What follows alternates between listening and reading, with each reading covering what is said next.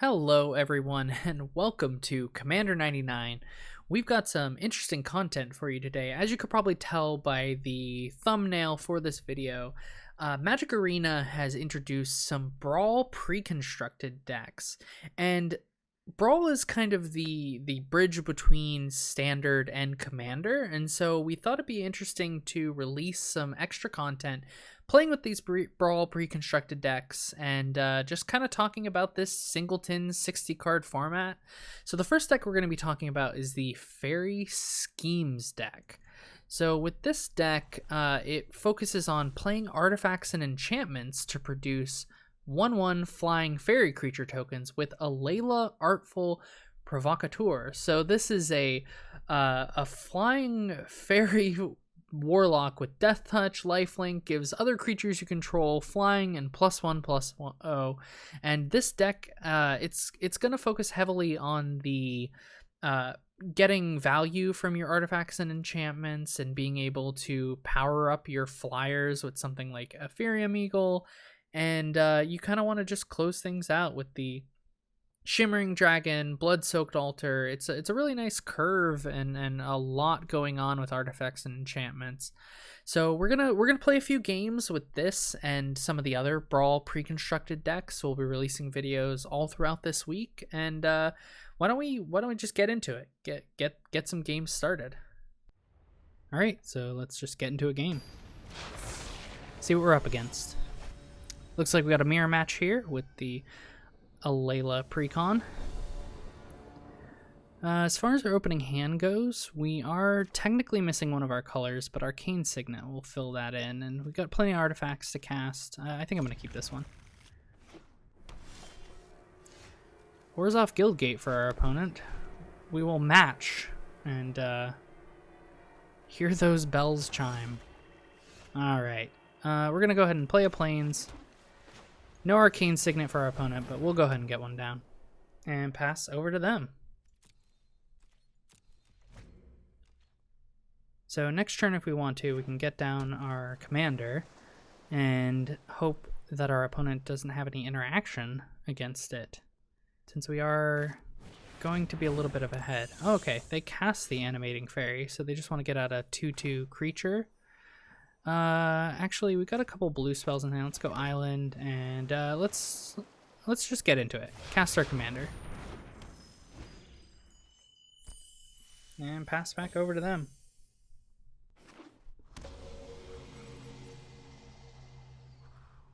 So they could cast their commander as well, or interact with what we got going on. Conclave Tribunal. We're just going to put our commander back in the command zone. And this will give us some options. Take 2. Alright. So I'm going to go ahead and play a Swamp. Mesa Valiant. And I don't think we want to get down the corridor monitor just yet or anything else, because I think based on what we have, we kind of want to get Alela out before we cast anything else.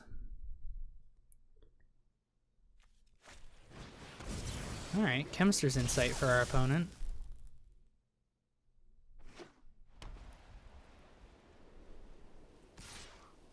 We'll take 2, head down to 21. Drawn to a Guild Globe. Alright. Back into it. This will at least get us a counter on the Mace of the Valiant, so that's nice. See if our opponent has some more removal for our commander. Otherwise we'll have to just start drawing some cards.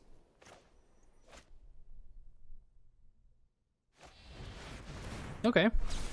I'm quite all right with that. They get to make a copy of Banish into Fables. They bounce our Arcane Signet. That's fine. We're gonna put this in our hand. Make a couple knights. They can get in with their Animating Fairy. So it looks like they're going for the tempo play there. I was really hoping we'd draw into a land there. That way we could easily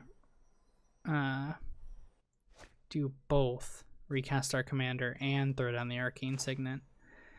But looks like we're just gonna have to settle. Little did they know they were giving us an extra counter on our Mesa Valiant, so that's, you know, if they have no more interaction, you know, the tempo play bouncing is fine.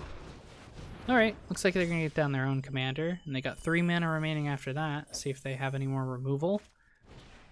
Mana Geode, scry 1, make a fairy. We'll be able to block these knights if we want and gain some life back. They'll probably just get in with the animating fairy though. And next turn we get to make quite a few fairy tokens. We got 6 mana. Oh, okay. Yeah, I'll make that trade. So lose 2, gain 2. All right, drew a board wipe. Because we've already cast our commander once this turn, I don't think I'm gonna use Kaya's Wrath just yet. As much as I'd like to get rid of their commander, we've got 6 mana. So I think what we're gonna do is we're going to respond by getting rid of their commander.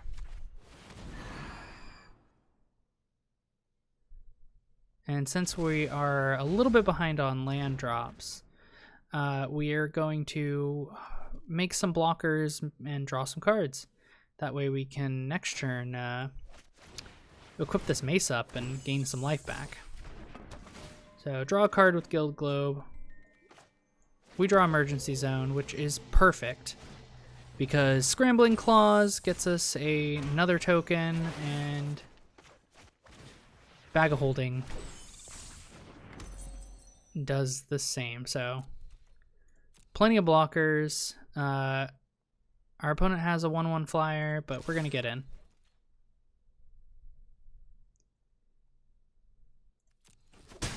Two damage coming across. Pass things back over to them, see what they want to do. Next turn we can try and rebuild with Winged Words, get some more card draw. Let's go ahead and just exile a card from our opponent's graveyard. See if we can get to that Chemister's Insight. Because then they can't jumpstart it. Or we'll force them to jumpstart in response.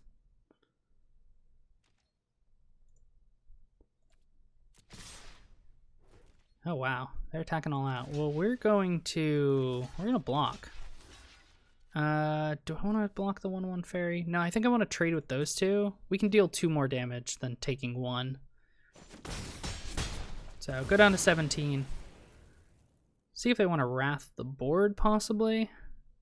That is an option for them. We've got 5 counters on this Mesa Valiant, so Golden Egg for a card draw. Play an Evolving Wilds that they can go search up a land.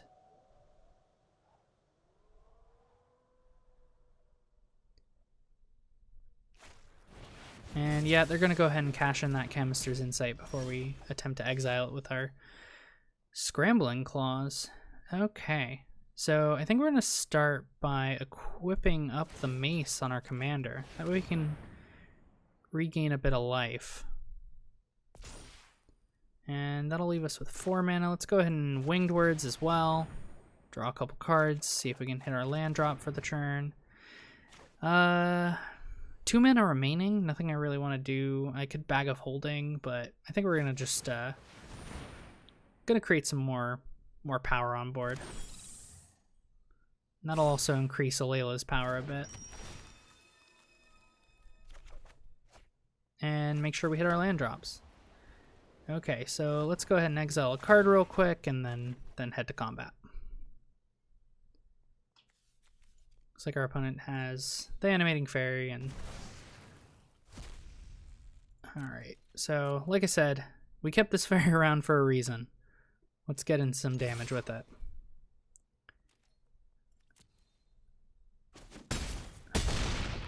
Opponent's down to 13, we go back up to 25.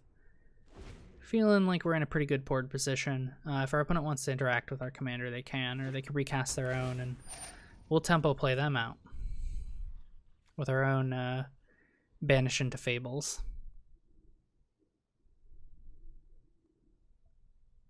We can also workshop Elder if we so choose, turning one of our artifacts into a 4/4 flying creature token. It should be enough power on board. Ooh, they hard cast Sephira. That is fine. I mean, it's not great. It's not ideal, but we're gonna do what we can. I don't think there's any reason to do much else. We're just going to head to our turn. They can attack with the fairy, but I mean, we'll just take one. I don't see any reason to block because, again, we've got plenty of power on board. So head to my turn.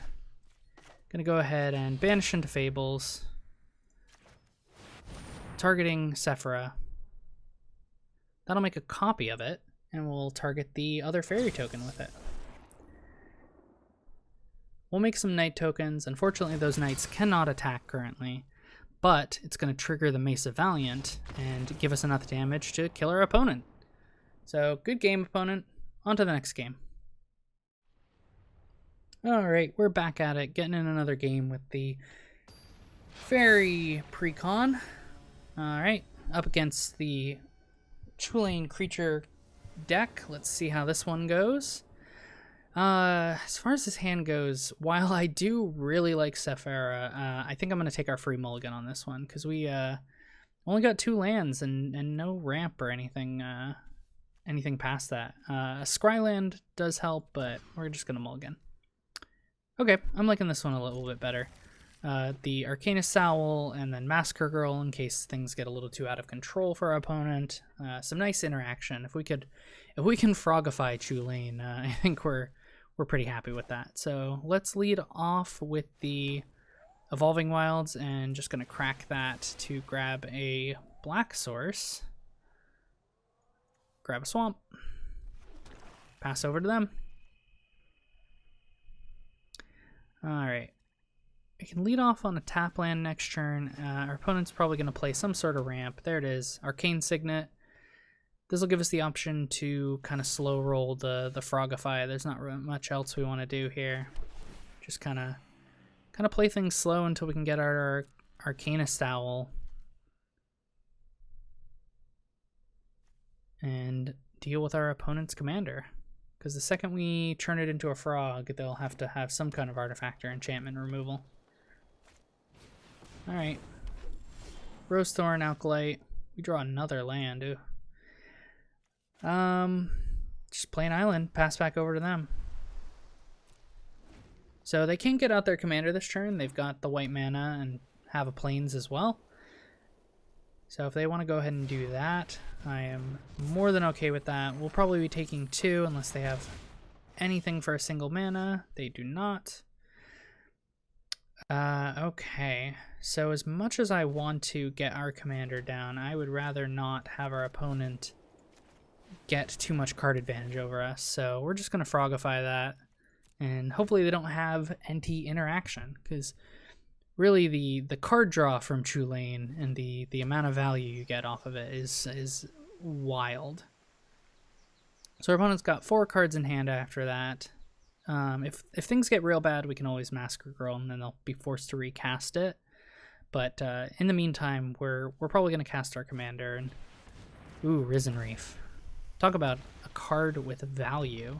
Playing elementals to either add cards to their hand or put lands into play tapped. Yeah, we'll gladly take 3. Paradise Druid. We only have 5 mana, so we can't do both Winged Words and Alela. But we can play our commander, play out our land, and get that Scrambling Claw out into the battlefield to make a nice 2/1 blocker.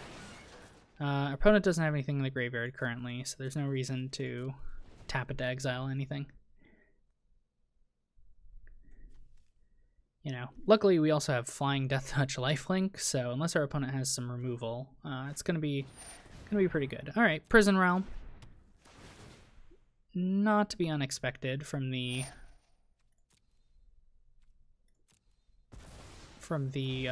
white player. You know, it's a very good removal spell in these precons. So we'll put our commander back in our command zone. Hopefully we can draw a land to recast it. Otherwise, we have the option to Winged Words, block, maybe block up the Risen for the Paradise Druid if we want to. That way we can continue to hit our land drops. Okay, so there's the Steelbane Hydra. Right, so what that's going to do is that's going to allow them to remove the counters to remove Frogify from their commander. So I think what we're going to do here is we're going to just Massacre Girl, most likely. We did draw the land. Since they can remove the counters anyway and destroy some of our stuff, it's probably best to just board wipe.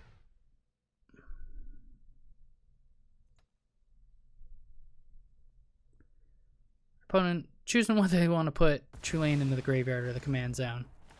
Definitely the command zone. And our opponent scoops it up. Alright, on to the next game. Okay, one more game in with this. We're going to be playing the Faerie Scheming Precon, and let's see what we're up against. Alright. The Corvald Precon, the one of the scariest of the bunch. As far as this opening hands goes, we can definitely compete if they get out Corvald. So I think I'm going to keep this. We're going first, and if they play Corvald and we draw a white source, we'll be able to keep up with their commander, because the amount of power that you get from sacrificing permanents, it's pretty good. Unfortunately, we did not have a white source in this opening hand, so hopefully we draw into one. Tap land for our opponent. Okay, Orzhov Guildgate. Pass back over to them.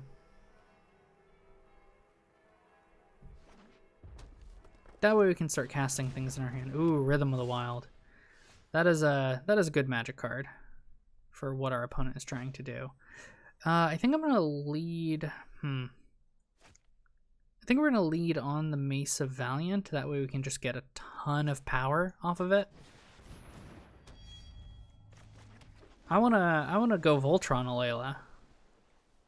Aetherian Eagle, all the glitters, tons of counters on this mace. We're going to have to compete. Our opponent has a Rhythm of the Wild down too, so their creatures are going to either get fast or powerful. Haste. No real counters in here. Alright. Looks like they amass an army. We will play a Plains, and yeah, let's cast the commander. If our opponent has removal, they have removal. We have the Shinecaster and all the glitters to hopefully combat whatever our opponent's doing. Plus their army is growing. They can play Corvald, give it haste, give it a counter, or they can cast something else from their hand. Ooh, Death Sprout. Okay, head back to the command zone. Like I said, if they have removal, we're gonna Shine Chaser all the glitters. I think that's gonna be our turn. They get to grab a basic, which is good for them. Take 4, down to 22. Okay, Ancestral Blade. That makes a token. And that token is a creature for our mace. So let's Shine Chaser. Put a counter on it. And since we only have 3 mana, let's go an Aetherium Eagle first. Get another counter on the mace. And that way we can next turn equip it up, all the glitters, make it a very powerful flying vigilant creature. Unless our opponent has more removal, which you know, they're in the Jund colors, so they're likely to be packing tons of removal. Okay, Keeper of Fables. What are we getting? Haste? Okay. So 1 or more non-human creatures deals combat damage. You get to draw a card. I do not want to block these. We'll head down to 14. They'll get to draw a card, which is nice for them. 1, 2, 3, 4, 5, 6. Okay, so we're at 14. Our opponent is definitely at a higher life total here. My plan was to originally get down all that glitters on the on the Shine Chaser, but if I'm being honest, it might be better to just try and recast our commander. That way we can gain some life back, because we're at 14. Okay, so Ethereum Eagle is going to head over this way. I think we're going to leave the Shine Chaser back in case we want to block anything. Get rid of Angrath. No more Menace, so if I want to trade with the Zombie Army, or if I want to trade with the Keeper of Fables, I am able to do so now freely. See what our opponent wants to do. Like I said, if we can get down all that glitters, and even this Ancestral Blade, with our Mesa Valiant, each creature that enters the battlefield, it is going to add up to a lot of life gain. +1/+1 counter on the Evolution Sage with Riot. Then they're going to trigger landfall, giving both their creatures another +1/+1. Okay, so baking our commander into a pie, getting some food tokens. We're going to lose some power. We're going to take some damage. Alright. No blocks here. We're down to 5. Okay, I was hoping to get our commander down, but they, like I said, they're in Jund. They've got removal. So, let's Ancestral Blade. Put more counters on that. We draw an Evolving Wilds. We're going to equip the Mace. Bring it up to an 8/8. Evolving Wilds. Grab a basic. Then Witching Well. Land. We'll put one to the bottom. Actually, let's put them both to the bottom. I think we got plenty of mana currently. We're looking for some action to hopefully interact. So get in the air for 8. That's a big chunk of life, but we are at 5. Luckily it has Vigilance. Let's see if they've got more removal to go with that. We can always all that glitters and give it a bunch more power. Because even though our opponent has plenty of power of their own, they're going to have to get through our Shine Chaser to take us out. Okay, Pollen Bright Druid. Probably trying to go wide, get around our blockers, proliferate all their counters. If they can play another land or another way to give their creatures enough power, we're going to have to trade. Which they were able to.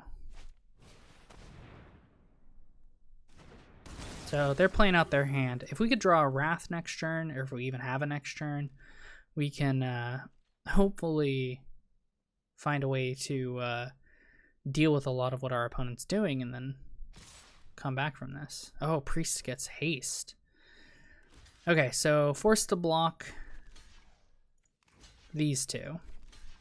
And then I believe we're going to be forced to block the Keeper of Fables as well, and they're going to draw a card, which feels bad. So we're going to need a Wrath to get out of this, because we are at 2 life.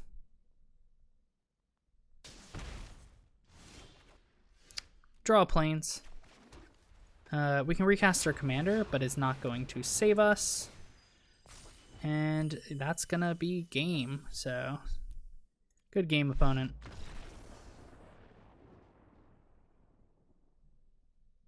All right, so all in all, we went 2-1 with this deck. You can tell there's a lot of value to be gained from Alela, because just having it on the battlefield and being able to gain so much incremental value from the fairy tokens that you create, you know, without the commander, your artifacts and enchantments just kind of hit the board and you don't really do much. you're able to attack over a lot of the other pre-constructed decks. I definitely enjoyed being able to like get in with my flyers. If I wasn't in the mirror match, you know, I'd be able to really get in for a nice amount of damage, and it's like whoever's commander stuck, you know, it kind of helped you win the game. So I really enjoyed playing with this deck, and definitely look out for the other pre-constructed decks. We'll be releasing those videos this week. Hopefully you guys enjoy this content. Make sure to leave a comment, you know, kind of tell us what you think about this, and you know, going forward we might be interested in releasing more Brawl content on the channel. So thanks everyone for watching.